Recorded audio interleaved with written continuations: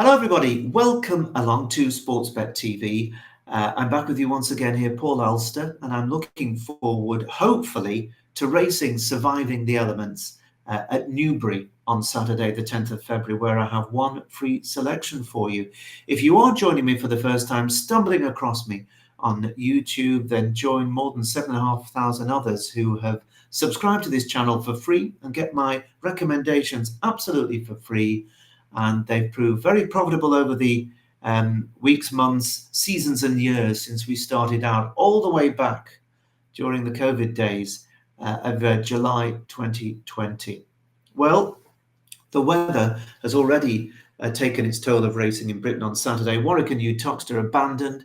The card at Naas, which I thought was going to shape up to maybe offer us a bet, disappointing. So it's all about Newbury, the only show in town. And the graded races have cut up, so there's no bets there really for us. And I'm taking you on to the Betfair Hurdle due off at 3:15. Now, I do have three selections over at Out in Front, my subscription service, which has been showing some terrific profits over the last few months and the last season. So do check out in the description box just below this screen, which will have been updated with a few new messages in there and all the latest stats. And you can sign up £25 a month without any time period, and you'll be in position, ready to rock and roll with me when I start to really build it up ahead of the Cheltenham Festival coming up in just over a month's time. And there's plenty of good racing as well between now and then. So as well as tipping on Saturdays with a nice number of tips for you at Out in Front, I normally have tips for you on Sundays, often on Fridays as well, occasionally midweek when there's some interesting racing, and of course all the big festivals both in Britain and Ireland each and every day when there's festival racing. Now I'm taking you to Newbury for the 3:15, which is the big race of the day, the Betfair Handicap Hurdle. And there are 24 runners, and it does look to be a really fascinating race, especially as the ground is going to be pretty much heavy. Quite a lot of the runners are going to struggle in this ground, but there are some others who I think will relish conditions.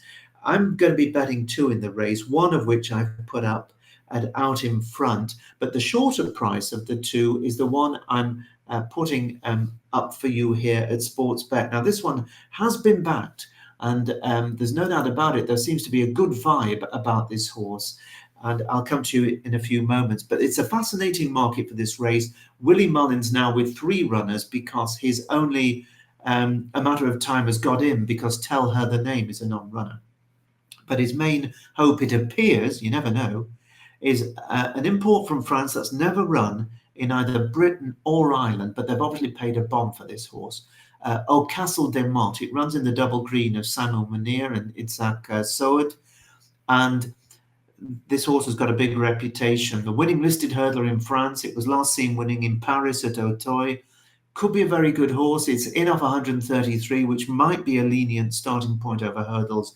But what a first test. Heavy ground, 24 runners, one of Britain's hottest handicap hurdles. This horse is going to have to be trained to the minute and be prepared to deal with something completely new to anything else it's faced before. And I just don't think that at 11-2, it's one to take too much of a chance on. I might be proved wrong. Maybe it's a future champion hurdler, but who knows? Now, Willie Mullins also runs Alavani with Bryony Frost on board, a horse that's got a bit to find on its last two starts, but he's also got that bottom weight. Only a matter of time, enough of very lightweight, ran out on its first two starts this season, but then behaved better when 6 to Lucia last time out in a grade 3 handicap. Who knows? Off a lightweight, it might get through the mud better than some. And talking of Lucia, Nicky Henderson, well, he's got 4 in this race, a race he's won with some good horses like Geos and Landing Light and all those sort of horses over the years. And Lucia has got top weight. She's a cracking mare. She won at Ascot just before Christmas, but with such a big weight against some really good handicappers in very testing ground, it might just be a bit too much for her. Whereas her stable companion Iberico Lloyd is very nearly favourite. He was seventh in the race at Ascot in December, but that ground was probably a bit quick for him. He's a horse that's going to love the soft ground, and he's been very well found in the market now, generally 6-1, 13-2 in a place. He won the Greatwood Handicap Hurdle at Cheltenham in November. Now, Nicky Henderson also runs Under Control, who is runner-up in a Grade 2 mares event at Doncaster last time. I don't really know what to make of that, to be honest. And he's got a horse called Doddy the Great, unbeaten in his first 4 starts, prior to finishing a good second to Go Dante in a Cheltenham Handicap Hurdle off a £1 lower mark last time out. Doddy the Great, 4 wins from 5 career starts, very interesting runner. And speaking of Go Dante, who beat Doddy the Great last time out, is it named after Ken Dodd, or is it after the rugby player Doddy Ware? I don't know. Anyway, Go Dante, who beat Doddy the Great, is trained by Ollie Murphy. It's gone up £4 for its win last time out, but I think the conditions will suit this horse, and it's not going to be far away. And there's others in the race that will relish the ground. The likes of Spirit Danu for Gary Moore, Dan Skelton's Knickerbocker Glory, and even Dan Skelton's Favour, who my out in front followers will remember very, very fondly, because I tipped it at 66-1 when it won the County Hurdle, another of those races where I put 2 up. The other one I tipped here at Sportsbet was Pied Piper, and they fought out a finish, and it was a forecast of, I don't know, very nearly 1,000-1 or something. So Favour does like soft ground and a big field and a strong pace. Who knows?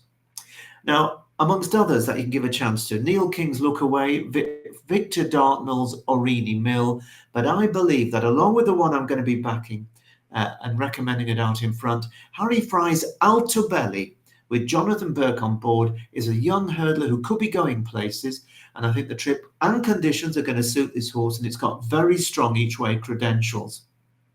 It's only had 6 runs in its life, so it's still on the up, this horse. It won its first 3 starts, and then it tasted defeat for the very first time in a Grade 1, which was a bit flying a bit too high for it. The Grade 1 Top Novices Hurdle at Aintree in April. That was its final start of last term. Then it had a lovely, nice summer break out in a field full of luscious green grass. Then it came back this season, running really well after a 7-month break, finishing second to Knickerbocker Glory on his preferred soft ground in a Hot Ascot Handicap Hurdle. And Altobelli is now £11 better off with Knickerbocker Glory for 4.5 lengths. And on the face of it, that should be enough to turn the form around. And last time out, Altobelli finished 3rd behind Lucia in a Grade 3 Handicap Hurdle at Ascot over 2 miles. But that was on good ground, and that really, I think, is probably a little bit faster than Altobelli would have wanted, and I fancy him to reverse form with the top weight, the mare, on £4 better turn for just 1.5 lengths. So this is a horse who I think will be right up there with the pace, an enthusiastic horse who's going to race prominently, and in this big field it means it's probably going to stay out of trouble.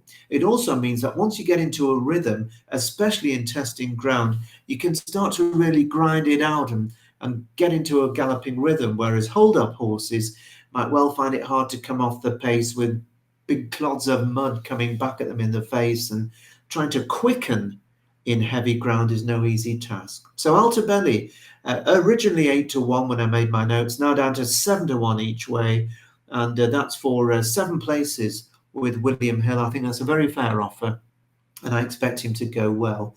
Remember, if you want to know my other 3 selections for Saturday, then check me out at Out in Front, where there'll also be selections coming up on Sunday as well. But for now, here at Sportsbet, let's hope, first of all, racing goes ahead at Newbury on Saturday, and let's hope that Altobelli gives us a great run for our money in the Betfair Hurdle.